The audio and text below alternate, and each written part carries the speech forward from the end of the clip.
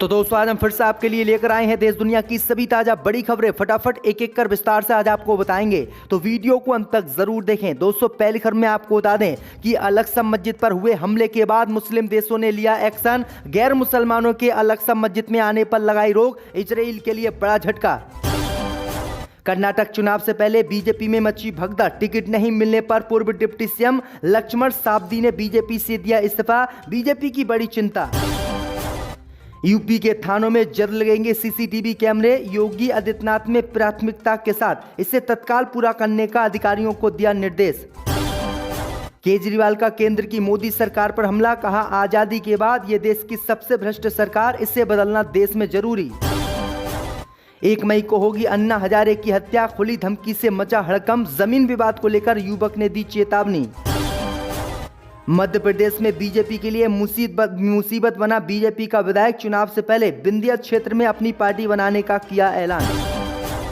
देश में कोरोना ने पकड़ी डरावनी रफ्तार, 24 घंटे में 7,830 नए केस मिले, सक्रिय मरीजों की संख्या 40,000 के पार। तो दोस्तों सभी खबरों को आपको विस्तार से एक एक कर बताने वाले हैं, तो वीडियो को लाइक कर चैनल को सब्सक्राइब जरूर कर दें।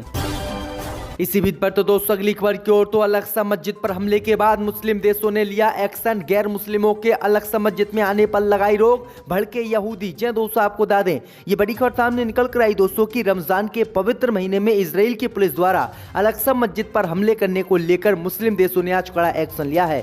दरअसल आपको बता दें कि अब अल-अक्सा मस्जिद में ईद से पहले गैर मुस्लिमों के आने पर रोक मुस्लिम देशों ने लगा दी है, जिसके बाद यहूदी भड़क उठे हैं और इजराइल की भी टेंशन बढ़ गई है। दरअसल आपको बता दें कि मुस्लिम देशों ने एक प्रेस वार्ता करते हुए कहा है कि इजराइल की पुलिस लगातार अल-अक्सा मस्जिद पर हमला कर रही है, जो कि गैर कानूनी है और मुसलमानों को परेशान किया जा रहा है। वहीं आपको बता दें कि मुस्लिम देश तुर्की ने भी इजराइल को चेतावनी दी है कि अगर आगे से अल-अक्सा मस्जिद पर हमला हुआ या फिर नमाजियों पर हमला हुआ या फिर मुसलमानों को परेशान किया गया तो इसके परिणाम भुगतने के लिए इजराइल तैयार रहे। वहीं आपको बता दें कि सभी मुस्लिम देशों ने एकजुट होकर यह आदेश जारी किया है और अल-अक्सा मस्जिद में गैर मुसलमानों के आने पर रोक लगा दी गई है, जिससे इजराइल बुरी तरह से भड़क गया है। तो ये बड़ी अपडेट आ रही दोस्तों। इसी बीच पर तो दोस्तों अगली खबर की ओर, तो कर्नाटक में चुनाव से पहले बीजेपी को लगा झटका, टिकट नहीं मिलने पर पूर्व डिप्टी सीएम लक्ष्मण सावदी ने बीजेपी से दिया इस्तीफा।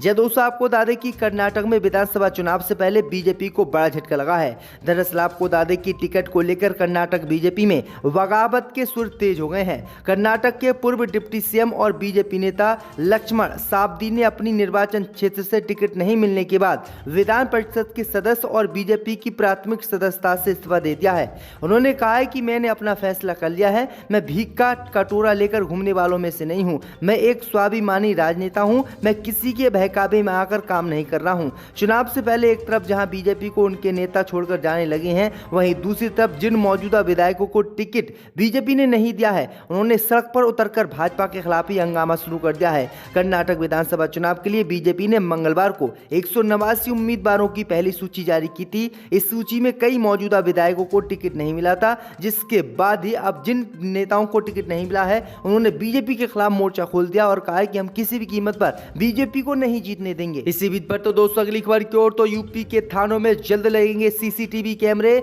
योगी आदित्यनाथ ने दिया आदेश। जय दोस्तों आपको बता दें कि उत्तर प्रदेश के मुख्यमंत्री योगी आदित्यनाथ ने राज्य के सभी थानों में सीसीटीवी कैमरे लगाने के निर्देश दिए हैं।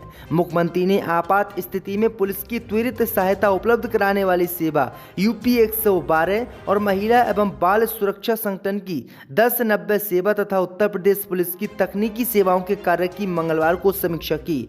इस दौरान मुख्यमंत्री योगी आदित्यनाथ ने अधिकारियों को निर्देश दिया है कि प्रदेश के सभी 1758 थानों को सीसीटीवी कैमरों से लैस किया जाए। उन्होंने कहा है कि यह काम प्राथमिकता के साथ तत्काल पूरा किया जाना चाहिए। इसी बीच पर तो दोस्तों अगली खबर की ओर, तो केजरीवाल का केंद्र की मोदी सरकार पर हमला, कहा आजादी के बाद ये देश की सबसे भ्रष्ट सरकार, इसे बदलना जरूरी। जब दोस्तों आपको बता दें कि दिल्ली के सीएम अरविंद केजरीवाल ने नीतीश कुमार और डिप्टी सीएम तेजस्वी यादव से दिल्ली में मुलाकात के बाद बीजेपी पर हमला बोला। अरविंद केजरीवाल ने कहा कि आजादी के बाद ये देश की सबसे भ्रष्ट सरकार है और सभी विपक्षी दलों को एकजुट होकर सरकार को सत्ता में बदलना जरूरी है। उन्होंने कहा है कि बीजेपी लगातार देश के विपक्षी नेताओं को ईडी सीबीआई का डर दिखाकर परेशान कर रही है, उन्हें जेल में डाल रही है। इसलिए इस सरकार को तत्काल विपक्ष के नेताओं को एकजुट होकर हटाना चाहिए और किसी भी कीमत पर इस सरकार को नहीं रखना चाहिए। तो ये बड़ी अपडेट आई दोस्तों कि केजरीवाल एक बार फिर से बीजेपी के खिलाफ खुलकर सामने आ गए हैं। इसी बीच पर तो दोस्तों अगली खबर की ओर, तो 1 मई को होगी अन्ना हजारे की हत्या, खुली धमकी से मचा हड़कंप। जय दोस्तों, आपको बता दें कि राज्य और देश भर में भूख हड़ताल के लिए मशहूर वरिष्ठ सामाजिक कार्यकर्ता अन्ना हजारे को एक व्यक्ति ने 1 मई को जान से मारने की धमकी दी है। इसी खुली धमकी से राज्य में हड़कंप भी मच गया है। खेत विवाद को लेकर झूठे मुकदमे दर्ज होने से परिवार डर के साए में जी रहा है। अन्ना हजारे वरिष्ठ पुलिस अधिकारियों, मंत्रियों को बयान देने के बाद भी कुछ नहीं हुआ है। इस व्यक्ति संतोष गायधन ने अन्ना हजारे को जान से मारने की धमकी दी है।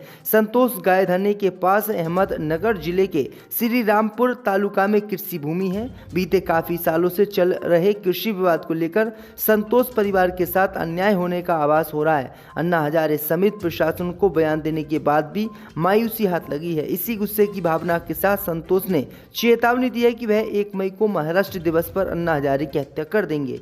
इसी बीच पर तो दोस्तों अगली खबर की ओर, तो मध्य प्रदेश में बीजेपी के लिए मुसीबत बना। बीजेपी का ही विधायक चुनाव से पहले विंध्य क्षेत्र में अपनी पार्टी का किया ऐलान। जय दोस्तों, आपको बता दें कि मध्य प्रदेश में विधानसभा के चुनाव जैसे जैसे करीब आ रहे हैं, बीजेपी के लिए अपने नेताओं के बगावती तेवर समस्या बनते जा रहे हैं। अब विंध्य क्षेत्र से नात रखने वाले बीजेपी के विधायक नारायण त्रिपाठी ने भी चुनाव से पहले बगावती बिगुल फूंक दिया है और विंध्य जनता पार्टी नाम की पार्टी का गठन कर दिया है। नारायण त्रिपाठी इस कदम से विंध्य क्षेत्र में बीजेपी के लिए बड़ी मुसीबत बन सकते हैं। बीजेपी विधायक त्रिपाठी बीते काफी समय से पार्टी के सामने लगातार चुनौतियां पेश कर रहे हैं। वे सतना जिले की मेहर विधानसभा सीट से वर्तमान में विधायक हैं। इससे पहले वह दूसरे दलों के उम्मीदवारों के तौर पर भी निर्वाचित हो चुके हैं। तो ये बड़ी अपडेट आई दोस्तों कि भाजपा की टेंशन मध्य प्रदेश में चुनाव से पहले ही इस नेताओं ने बढ़ा दी है। इसी बीच पर तो दोस्तों अगली खबर की ओर, तो बीजेपी सांसद ने अपनी ही सरकार को घेरा, कहा आरिफ और सारस को कर देना चाहिए एक, इनकी कहानी है खास। जय दोस्तों, आपको बता दें कि बीजेपी सांसद वरुण गांधी ने सारस को कानपुर के चिड़ियाघर से आजाद कर उसे उसके दोस्त मोहम्मद आरिफ के पास भेजने की केंद्र की मोदी और उत्तर प्रदेश की योगी सरकार से मांग की है, जिन्होंने 1 साल पहले उसे बचाया था और उसकी देखभाल की थी।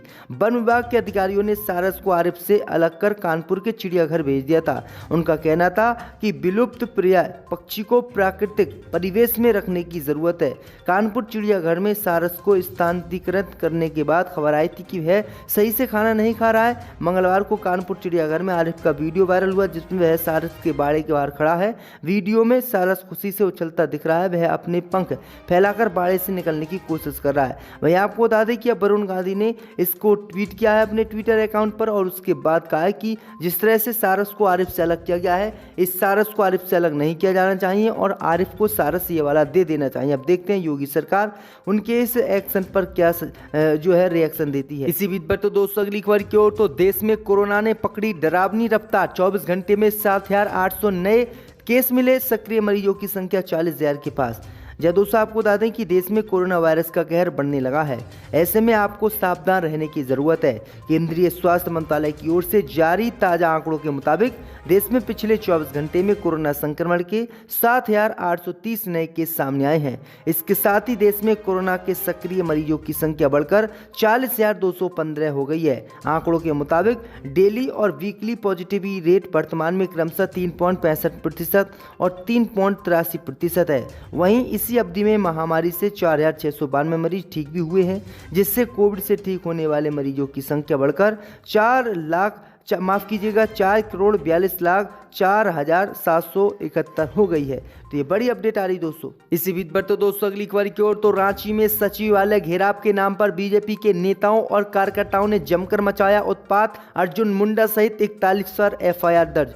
जय दोस्तों, आपको बता दें कि झारखंड की राजधानी रांची में बीजेपी नेताओं और कार्यकर्ताओं ने मंगलवार को जमकर उत्पात मचाया। दरअसल आपको बता दें कि रांची में सचिवालय घेराव करने जा रहे बीजेपी नेताओं और कार्यकर्ताओं को पुलिस ने रोकने की कोशिश की तो उन पर पत्थर और खाली बोतलें फेंकी गईं। अब प्रशासन ने पत्थरबाजी एवं उपद्रव के मामले में केंद्रीय मंत्री अर्जुन मुंडा सहित बीजेपी के 5 सांसदों, 3 विधायकों सहित 41 लोग के खिलाफ एफआईआर दर्ज कराई है। हालांकि एफआईआर में अर्जुन मुंडा के नाम का जिक्र सांसद के तौर पर किया गया है। इसके अलावा हजारों अज्ञात भाजपा कार्यकर्ताओं को भी आरोपी बनाया गया है। इसी बीच पर तो दोस्तों अगली खबर की ओर तो एकजुट होकर 2024 का विपक्ष के नेता लड़ेंगे चुनाव। कांग्रेस अध्यक्ष खड़गे से मिले नीतीश कुमार। जय दोस्तों, आपको बता दें कि 2024 का लोकसभा चुनाव विपक्षी गठबंधन की ओर एक कदम बढ़ते हुए बिहार के मुख्यमंत्री नीतीश कुमार दिल्ली में कांग्रेस अध्यक्ष मल्लिकार्जुन खड़गे से मिलने पहुंचे। इस बैठक में राहुल गांधी भी मौजूद रहे। आरजेडी नेता और बिहार के उप मुख्यमंत्री तेजस्वी यादव, जेडीयू अध्यक्ष ललन सिंह के साथ मनोज झा भी मौजूद रहे। मुलाकात के बाद चारों ने संयुक्त रूप से मीडिया को संबोधित किया। कांग्रेस अध्यक्ष खड़गे ने कहा कि हमने एक ऐतिहासिक मीटिंग की, हमने बहुत सी बातों पर चर्चा की। हम सब ने मिलकर ये तय किया है कि सभी पार्टियों को एकजुट करना है और आगे चुनाव में एकजुट होकर लड़ना है। यही हमारा निर्णय हुआ है। वे समान विचारधारा वाली पार्टियों से संपर्क करेंगे। राहुल गांधी ने कहा कि विपक्ष को एकजुट करने के लिए ये एक ऐतिहासिक कदम है। हम विपक्षी पार्टियों का विजन डेवलप करेंगे और आगे बढ़ेंगे। हम सब मिलकर देश के लिए खड़े होंगे। आगे राहुल गांधी ने कहा कि विपक्ष को एक करने की एक प्रक्रिया है और उनका देश के लिए जो विजन है उसे हम विकसित करेंगे। जो भी पार्टियां हमारे साथ चलेंगी हम उन्हें लेकर आगे बढ़ेंगे और विचारधारा की लड़ाई लड़ेंगे। तो ये बड़ी अपडेट आई दोस्तों।